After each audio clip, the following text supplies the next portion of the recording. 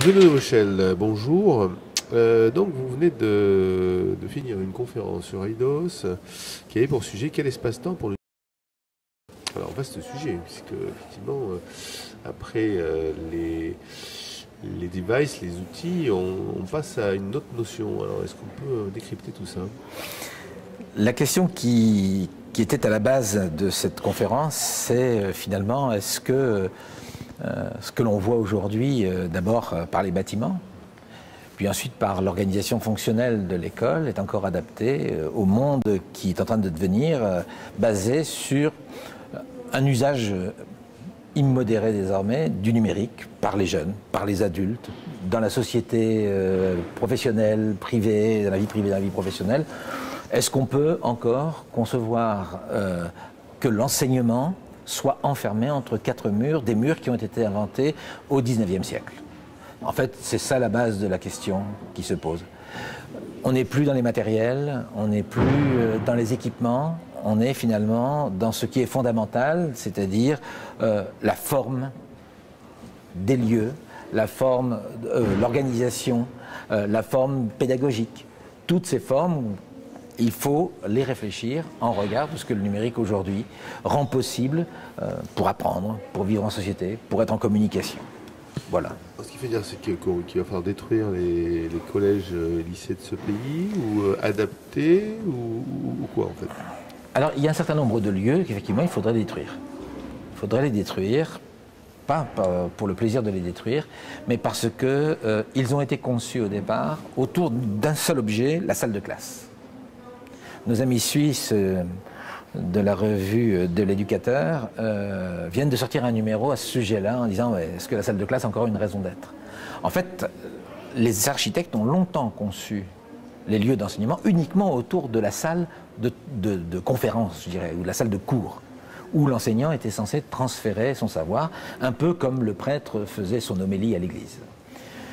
Du coup, effectivement, tous les établissements scolaires qui n'ont pas la possibilité architecturale de pouvoir se transformer, eh bien, il n'y a pas de secret. Il va falloir réfléchir à qu'est-ce qu'on en fait.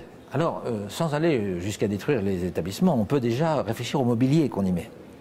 Quand on regarde les mobiliers dans certains établissements, on s'aperçoit que déjà rien que ça contraint la pédagogie.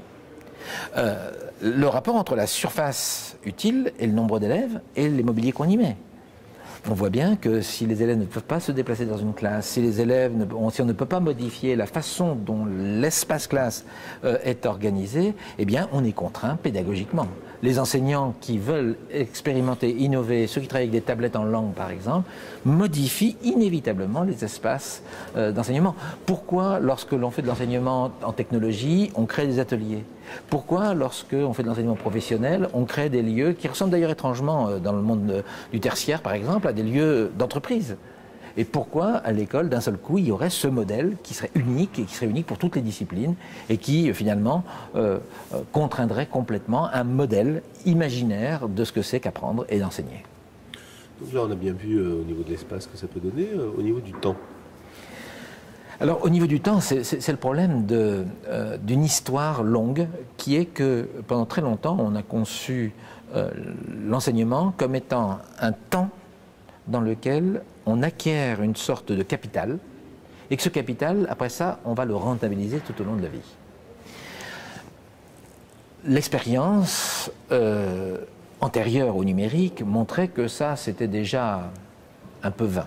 Et puis, il y a un phénomène nouveau qui est apparu, surtout depuis la deuxième partie du XXe siècle, c'est l'accélération des travaux scientifiques, des travaux techniques et leur diffusion, qui fait que quelqu'un qui sortait de l'école, par exemple d'une formation professionnelle dans un domaine, se retrouvait 10 ans après avec un autre contexte professionnel. On va prendre un exemple simple. En 1982, on commençait à introduire l'enseignement du basique pour les élèves d'administration des entreprises, les ASAI.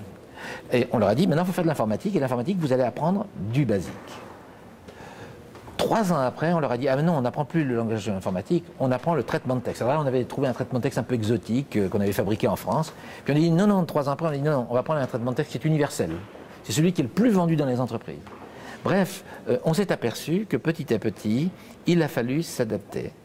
Et malheureusement, la conception du temps d'enseignement comme étant un temps limité, en particulier limité par le passage dans le monde scolaire, n'est plus viable. Donc il faut envisager un temps beaucoup plus long, d'autant plus que depuis les années 90, il y a le renouveau de ce qu'on appelle la formation permanente, la formation tout au long de la vie, la société de l'information.